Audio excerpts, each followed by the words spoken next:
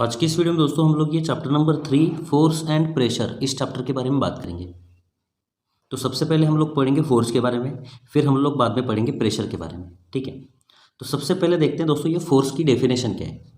ठीक है, सबसे पहले हम लोग यहाँ पर देखेंगे कि ये फोर्स की डेफिनेशन क्या है। तो ये फोर्स क्या होता है?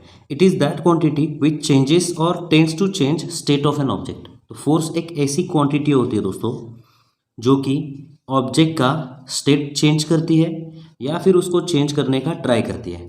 ठीक है, ओके। जैसे कि मान लेते हैं बहुत ही एक छोटा सा पत्थर आपके सामने पड़ा हुआ है, ओके, और आपने इसको यहाँ से ऐसे पुश किया, मतलब आपने यहाँ पे इसको फोर्स लगाया, तो ये ऑब्जेक्ट क्या होगा, इसका स्टेट चेंज कर देगा। रेस्ट में है, ये मूव हो जाएगा। ठीक है, तो ये फोर्स ने क्या किया, इसका ऑब्जेक्ट, ये ऑब्जेक्ट का जो स्टेट है उसको चेंज कर दिया।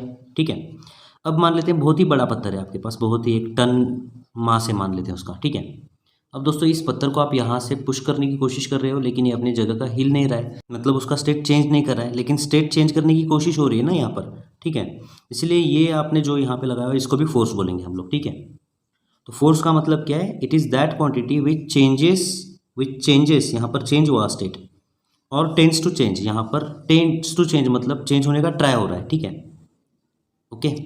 तो ये फोर्स की डेफिनेशन ध्यान में रखिए दोस्तों। ठीक है, अब दोस्तों ये फोर्स का यूनिट क्या है? यूनिट क्या है इसका? तो जैसे कि दोस्तों लेंथ का यूनिट क्या है दोस्तों? लेंथ का यूनिट है मीटर। लेंथ हम लोग मीटर में मेजर करते हैं। मास हम लोग किलोग्राम में मेजर करते हैं। टाइम हम लोग दोस्तों सेकेंड में मेजर करते हैं। वैसे ये जो फोर्स है ये हम किस में मेजर करते हैं दोस्तों? ये हम लोग न्यूटन में मेजर करते हैं। ठीक है, जैसे 10 न्यूटन का फोर्स है, 20 न्यूटन का फोर्स है। ठीक है, तो ये न्यूटन, ये एक फोर्स को मेजर करने का यूनिट है। ठीक है, तो अब हम लोग यहाँ पर बात करते हैं दोस्तों टाइप्स ऑफ फोर्सेस के बारे में। ठीक है, टाइप्स ऑफ फोर्सेस, ये जो फोर्स हमने देखा इसके कौन कौन से टाइप्स हैं उसके बारे में हम लोग यहाँ पर बात करेंगे। ठीक है, वैसे तो ये फोर्स के बहुत सारे टाइप्स हैं, लेकिन आपके टेक्स्ट बुक में 4 टाइप्स यहाँ पर प्रोवाइड किए गए हैं, उसको हम यहाँ पर पढ़ेंगे। ठीक है, तो पहले 2 टाइप्स हैं दोस्तों, contact force and non contact force. ठीक है, पहला टाइप है कॉन्टैक्ट फोर्स, दूसरा टाइप है दोस्तों नॉन कॉन्टैक्ट फोर्स, फिर तीसरा टाइप है दोस्तों बैलेंस्ड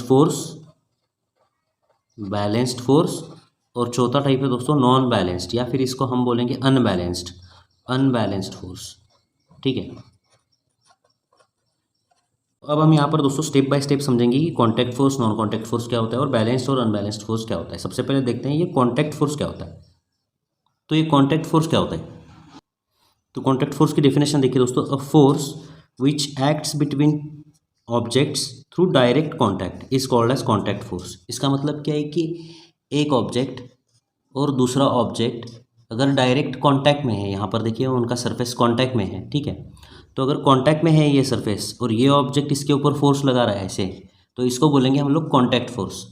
ठीक है, एग्जांपल के लिए देखिए दोस्तों, यहाँ पर ये पर्सन जो है, ये पर्सन इस कार को पुश कर रहा है। ठीक है, तो यहाँ पर देखिए ये कांटेक्ट है ना, इसका हाथ इस कार को टच हुआ है, तो कांटेक्ट है ना। तो यहाँ पे दोस्तों ये जो आदमी इस कार के ऊपर जो फोर्स लगा रहा है यहाँ पर, इसको क्या बोलेंगे हम लोग? कांटेक्ट फोर्स बोलेंगे। ठीक है, यहाँ पर दोस्तों देखिए ये जो बच्चा है ये इस डॉग को अपनी तरफ खींच रहा है। ठीक है, तो खींचते समय देखिए यहाँ पर डायरेक्ट कांटेक्ट है ना, इस डॉग को इसने रस्सी से बांधा हुआ है।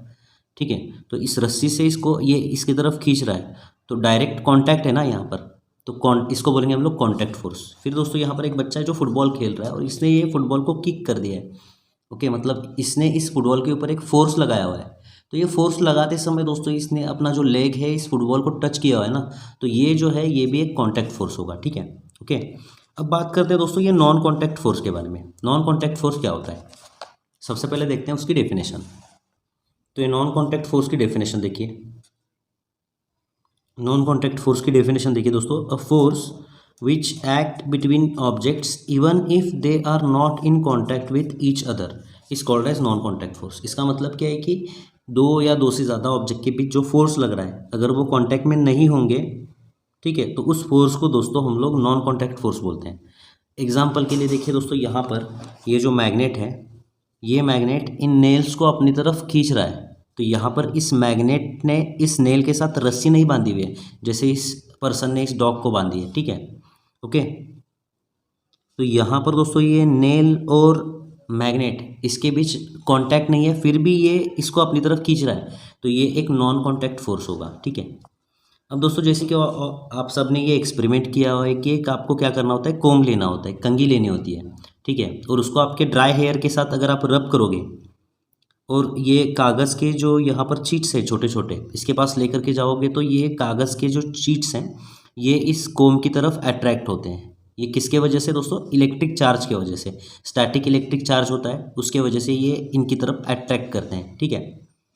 तो यहाँ पर दोस्तों ये कोम और ये जो पेपर के पीसेस हैं इनके बीच कोई डायरेक्ट कांटेक्ट नहीं, फिर भी ये पेपर के पीसेस इनकी तरफ अट्रैक्ट हो रहे हैं, ठीक है। ओके, तो इसको बोलेंगे हम लोग नॉन कांटेक्ट फोर्स। अब बात करते हैं दोस्तों, यहाँ पर देखिए कोकोनट जो है, एक नारियल जो है वो नीचे गिर रहा है, ठीक है। अब दोस्तों ये नारियल नीचे क्यों गिर रहा है, क्योंकि ये जो अर्थ है ये अर्थ इस नारियल के ऊपर इस डायरेक्शन में ग्रेविटेशनल फोर्स लगा रही है ना, मतलब ये नारियल को अपनी तरफ खींच रही है। तो जैसे ही यहाँ से कट होता है तो ये नीचे गिरेगा, ठीक है। तो डायरेक्टली दोस्तों ये नारियल और इस ज़मीन के बीच डायरेक्ट कांटेक्ट नहीं है ना, फिर भी ये अपनी तरफ खींच रहा है इसको, तो यहाँ पर दोस्तों ये ग्रेविटेशनल फोर्स भी एक नॉन कांटेक्ट फोर्स है। तो नॉन कांटेक्ट फोर्स के एग्जांपल्स क्या हैं दोस्तों, मैग्नेटिक फोर्स, इलेक्ट्रोस्टैटिक फोर्स, इसको इलेक्ट्रोस्टैटिक फोर्स बोलते हैं, ठीक है, और तीसरा ग्रेविटेशनल फोर्स। ये तीन जो हैं दोस्तों, ये जो हैं ये नॉन कांटेक्ट फोर्स के एग्जांपल्स हैं, ठीक है।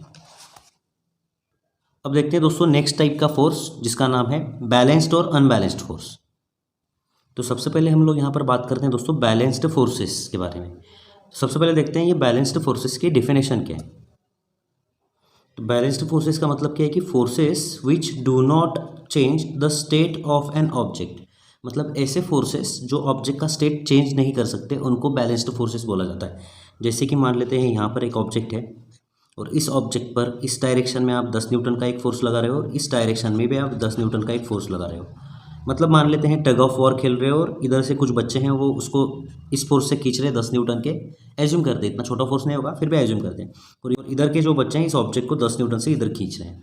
तो ये ऑब्जेक्ट ना इधर जाएगा ना इधर जाएगा, मतलब इसका स्टेट चेंज नहीं होगा। तो इन जो फोर्सेस हैं इन फोर्सेस को बोला जाता है दोस्तों बैलेंस्ड फोर्सेस, क्योंकि ये बैलेंस्ड फोर्सेस इस ऑब्जेक्ट का स्टेट जो है वो चेंज नहीं कर सकते, ठीक है। ना ये ऑब्जेक्ट इधर जाएगा ना इधर जाएगा, ठीक है, जिस स्टेट में है उस स्टेट में रहेगा।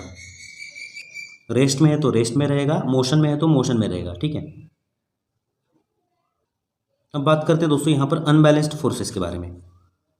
तो ये अनबैलेंस्ड फोर्सेस का मतलब क्या है देखिए, तो डेफिनेशन देखिए दोस्तों, forces which changes the state of an object is called as या are called as unbalanced forces.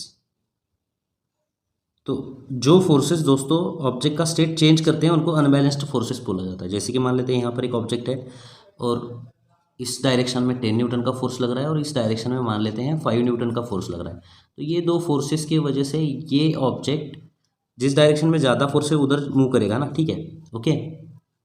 तो यहाँ पर दोस्तों इस ऑब्जेक्ट का स्टेट चेंज हो रहा है, मतलब वो रेस्ट में है तो मोशन में चला जाएगा, ठीक है। तो दोस्तों इन दो फोर्सेस को अनबैलेंस्ड फोर्सेस बोला जाता है।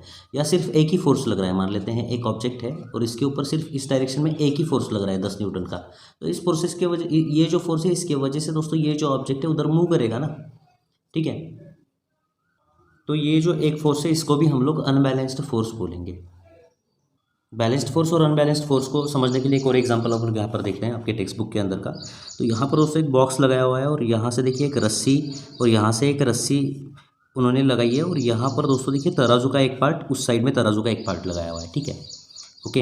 अब इसको डायग्रामेटिकली कैसे दिखाएंगे, मान लेते हैं ये टेबल है, मान लेते हैं ये टेबल है, ठीक है, और ये बॉक्स रखा हुआ है बीच में, ठीक है। अब दोस्तों यहाँ से एक रस्सी जाती है और यहाँ से एक रस्सी जा रही है, ठीक है, और यहाँ पर दोस्तों क्या किया हुआ है उन्होंने, तराजू का एक पार्ट यहाँ पर और यहाँ पर एक तराजू का एक पार्ट रखा हुआ है। अब अगर दोस्तों इसमें भी आप एक मास डालोगे 1 kg का और इसमें भी 1 kg का एक मास डालोगे तो क्या होगा दोस्तों, यहाँ पर देखिए ये नीचे जाने की कोशिश करेगा, मतलब इस ब्लॉक को इधर खींचेगा, ठीक है। मान लेते हैं इस मास के वजह से इस ऑब्जेक्ट पर इस डायरेक्शन में F1 फोर्स लग रहा है, मान लेते हैं, ठीक है। और क्या होगा दोस्तों, यहाँ पर ये मास भी इसको नीचे खींचेगा, मतलब ये इस बॉक्स को इधर खींचेगा, कौन से फोर्स से, मान लेते हैं F2 फोर्स।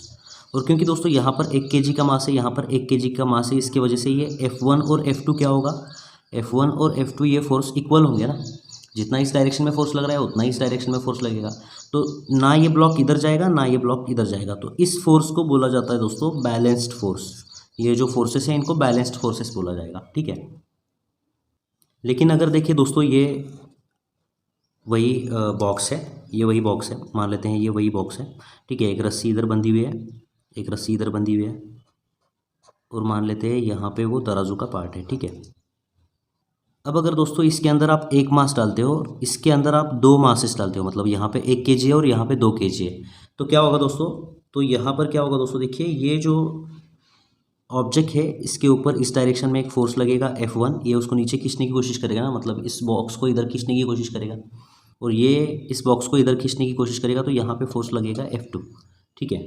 अब क्योंकि दोस्तों यहाँ पे देखिए मास ज़्यादा है, तो ये जो F2 फोर्स है, ये F2 फोर्स F1 से क्या होगा, ज़्यादा होगा। ये F2 F1 से ज़्यादा होगा, तो ये अगर F2 F1 से ज़्यादा है तो ये जो ऑब्जेक्ट है उधर जाने की कोशिश करेगा, मतलब अपना स्टेट जो है वो चेंज करेगा, ठीक है। और क्योंकि दोस्तों ये 2 फोर्सेस इस ऑब्जेक्ट का स्टेट चेंज कर रही है, तो इनको अनबैलेंस्ड फोर्सेस बोला जाता है, ठीक है, ओके।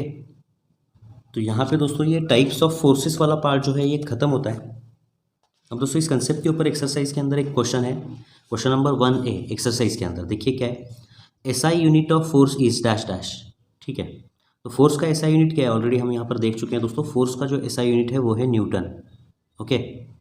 जैसे कि लेंथ का SI यूनिट क्या है दोस्तों, देखिए यहाँ पर मैं आपको बताता हूँ, 2 सिस्टम है यूनिट्स के, एक SI सिस्टम है, एक CGS है, बहुत सारी सिस्टम्स हैं लेकिन ये 2 मेन है, ठीक है। तो SI सिस्टम में दोस्तों लेंथ जो है, लेंथ हम लोग मीटर में मेजर करते हैं, और CGS में लेंथ हम लोग सेंटीमीटर में मेजर करते हैं।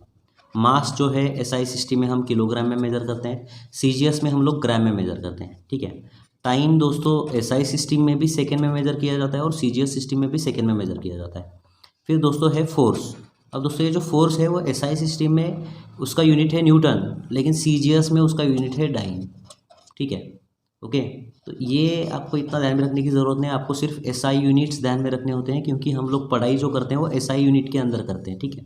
तो CGS यूनिट इतना ध्यान में रखने की ज़रूरत नहीं है, ओके। क्लास 9 में इसके बारे में और आपको पढ़ना है, तब आपको मैं क्लियर करूँगा दोस्तों ये सिस्टम ऑफ यूनिट क्या होते हैं, SI सिस्टम CGS यूनिट ये होता क्या है, ठीक है। तो यहाँ पे दोस्तों देखिए ये बैलेंस्ड अनबैलेंस्ड फोर्सेस, मतलब टाइप ऑफ फोर्सेस वाला पार्ट जो है ये खत्म होता है। नेक्स्ट वीडियो में दोस्तों हम लोग इसके अगला वाला पार्ट पढ़ेंगे जिसका नाम है इनर्शिया, ठीक है, ओके। तो इनर्शिया, और नेक्स्ट वीडियो में दोस्तों हम लोग ये टाइप्स ऑफ इनर्शिया पढ़ेंगे, उसके बाद फिर दोस्तों प्रेशर वाला पार्ट स्टार्ट करेंगे, ठीक है। तो मिलते हैं दोस्तों आपसे अगली वीडियो में, धन्यवाद। चैनल को प्लीज़ सब्सक्राइब करिए और वीडियोज़ को शेयर करिए।